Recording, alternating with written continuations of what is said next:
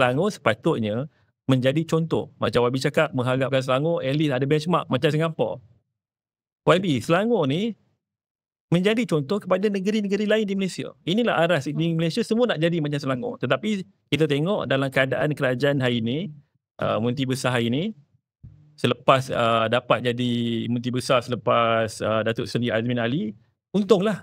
Sebab apa? Dah dapat benda yang ada. Semua Dia dah hanya meneruskan legasi Datuk Seri Azmin Ali. Tetapi tak ada nilai tambah pun dapat meningkatkan memberikan kelebihan kepada rakyat negeri Selangor. Sebab apa? Saya tak nampak lagi idea-idea baru yang YB Amuddin Syahri mampu buat dalam keadaan beliau menerogi kerajaan negeri Selangor. Inilah tanggungjawab anak muda ni, memberikan pandangan, memberikan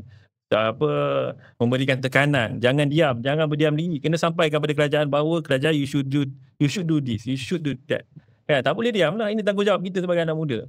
Jadi kalau kita anak muda tak memberikan teguran kepada mereka, mereka akan rasa mereka buat sedang dalam keadaan yang selesa dan keadaan yang mana betul lah apa yang aku buat kan. Kerajaan pun diam je, okey je, tak ada pun balon aku. Dia selesa lah. Jadi tanggungjawab YB sebagai pemangkang juga amat penting dalam Dewan untuk menegur. Saya nak tambah sedikit kalau sebut tadi kalau kita sebut hereditary lah daripada Datuk Seri Azmin.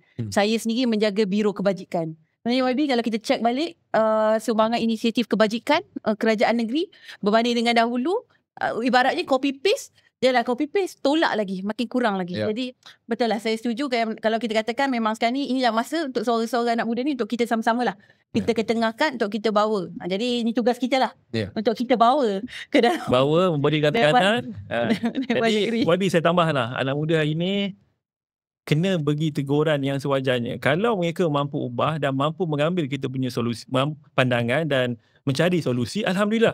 Tetapi kalau tak boleh, tanggungjawab juga diserahkan kepada anak muda melalui pilihan raya. Betul. Mana orang muda kena tanding lah. Sama ada bertanding, mendampingi orang yang bertanding, memberikan pandangan, memberikan teguran kepada kerajaan sekarang. Jadi tanggungjawab anak muda sekarang besar. Bukannya menerima apa keadaan seadanya. Kesian orang muda nak beli rumah lagi, nak gaji tak cukup, rumah tak ada, nak kahwin susah. Nak kahwin susah.